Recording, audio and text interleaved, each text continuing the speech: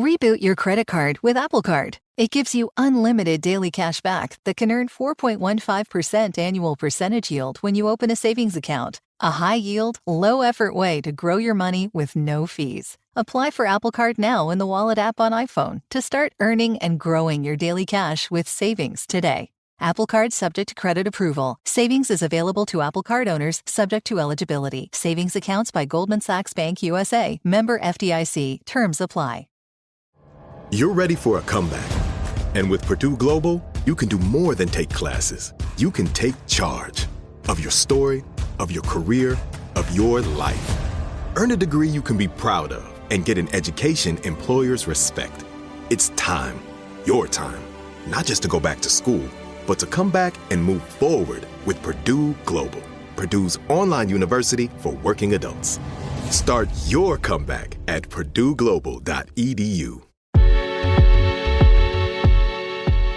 Hello. From Wonder Media Network, I'm Jenny Kaplan, and this is Womanica. This month, we're talking about trendsetters, women whose vision, style, and willingness to break barriers changed culture, from what we wear to how we behave. Today, we're talking about a woman who broke the mold of what it meant to be Black and beautiful. Let's talk about Donyale Luna. Donyale Luna was the alter ego concocted by Peggy Ann Freeman. Born in 1945 in Detroit, Michigan, Donyale's home life was emotionally turbulent. Her parents married and divorced each other 4 different times. In 1963, when Donyale was 18 years old, fashion photographer David McCabe was visiting Detroit on assignment and caught sight of Donyale on her way to theater rehearsal. She was nearly 6 feet tall and rail thin with striking bone structure. He was entranced. So much so that he stopped her on the street and told her that if she ever had an interest in modeling, she should come to Manhattan and give him a call. A year later, that's exactly what Donyale did. She was attempting to enter an industry that had closed its doors to non-white faces. Outside of Black publications, modeling opportunities were non-existent for people of color. But Donyale wasn't dissuaded. When she got to New York, she called David, who followed through on his promise to get her in the room with fashion editors. Once she was in the room, her potential was undeniable.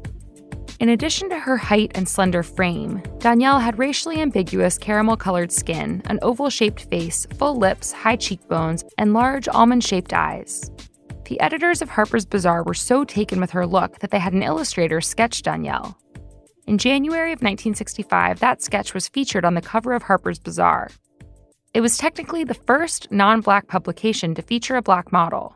But one might not realize it because the sketch left Donyale's racial identity ambiguous. Donyale signed a 1-year contract with Harper's Bazaar photographer Richard Avedon, and Donyale made her modeling debut in a 6-page feature in the April 1965 edition of the magazine. Draped in chiffon sheath dresses, Donyale showed off her willowy silhouette and ethereal look. Together, Richard and Donyale brought Black beauty into the mainstream and upended what glamour and elegance looked like in the high fashion world. Donyale's success was instantaneous. National newspapers labeled her the first Black star model. Men and women fawned over her. Her beauty was otherworldly, and she knew it. When asked where she was from, she replied, "I'm from the moon, darling." As Donyale's professional career took off, so did her social life. She was rubbing shoulders with the who's who of Manhattan. Andy Warhol featured her in his films, in his magazine, and she was one of the only Black women to hang out at the Factory, Warhol's studio famously known for its celebrity-filled parties. Donyale's career ran parallel to the civil rights movement, which meant her exoticism was met with intrigue. More than once, she was described as a Maasai warrior or the reincarnation of the Egyptian queen Nefertiti. But Donyale was not interested in being an icon of the civil rights movement. Instead, she emphasized her mixed-race identity and claimed her non-Black ancestry more than her Black side. Donyale wasn't the only one resistant to her Blackness. After her debut in Bazaar's April edition, Southern advertisers pulled their ad dollars and readers canceled their subscriptions. The magazine owner banned Richard from photographing Donyale for the publication ever again. Donyale couldn't stand how she would receive so much praise and adoration to her face, but behind closed doors there was still so much hate and vitriol. Then, a family tragedy. A few months after her big break, Donyale's mother shot and killed her husband. He'd come home drunk and was threatening violence. The unexpected death of her father, plus the racial prejudice of America, sent Donyale into a tailspin. She found comfort in drugs and alcohol. At the end of 1965, Donyale left New York for London. Almost a year after her groundbreaking feature in Harper's Bazaar, Donyale once again took the modeling world by storm. In March of 1966, she graced the cover of British Vogue, making her the first black model to be featured on the cover of any Vogue magazine. In the photo, Donyale is facing the camera but hiding most of her face with her long, spidery, well-manicured fingers. She peers at the camera with a mascara-heavy eye, only visible through a V made by her middle and pointer fingers. She's wearing a pink and gold dress with chunky gold statement earrings. This time, Donyale's overnight success was international. She was one of the most sought-after models in the world. She spent time in Paris, where she modeled for André Courrèges, Yves Saint Laurent, and Valentino.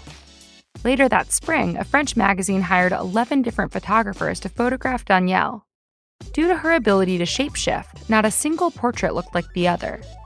When she was introduced to Spanish painter Salvador Dalí, he immediately claimed her as one of his muses. According to Time magazine, 1966 was the Luna year. At the end of the 1960s, Donyale moved to Rome for an acting role. There, she met her husband, photographer Luigi Casanica. In the fall of 1977, they welcomed a baby girl. 18 months later, on May 17, 1979, Donyale Luna died from a drug overdose. Donyale was just in her early 30s at the time of her death. She'd lived a short and full life, where she carved a path for non-white models to succeed and thrive. All month, we're talking about Trendsetters. For more information, find us on Facebook and Instagram at Womanica Podcast. Special thanks to Liz Kaplan, my favorite sister and co-creator. As always, we'll be taking a break for the weekend. Talk to you on Monday. Tune in tomorrow for a special bonus episode. Last month, I got to travel around the world with Nike to go to the World Cup in Australia. While I was there, I had the chance to interview 3 trendsetters leading the way at Nike. Check back in here tomorrow for the story of a Nike trendsetter. Evidence-wise, we had virtually no evidence. In 1995, Detective Tony Richardson was trying to figure out who killed a fellow officer. The case comes down to who is believed and who is ignored. Oh my goodness, we did convict an innocent man. I'm Beth Shelburne from Lava for Good Podcasts. This is Ear Witness. Listen to Ear Witness on the iHeartRadio app, Apple Podcasts, or wherever you get your podcasts. Go anywhere in a reliable Toyota SUV, complete with the tech you need for any adventure. Like a RAV4, with available panoramic view monitoring, giving you more visibility than ever before. Or check out a Highlander, available in hybrids to combine efficiency and all the space you need. Or a Venza, available with a 12.3-inch touchscreen and premium sound system. Choose your Toyota SUV today. Visit buyatoyota.com for more, and let's go places. Harper Wilde is creating a more comfortable world for womankind, starting with the world's most comfortable bras and underwear, which are tested by real people with real bodies who say things like, "It feels like clouds are holding up my ladies," or "the holy grail of bras," and "you'll have to pry these bras out of my cold dead hands." That comfortable. Get $15 off your order with code COMFY at harperwilde.com. That's code COMFY at harperwilde.com.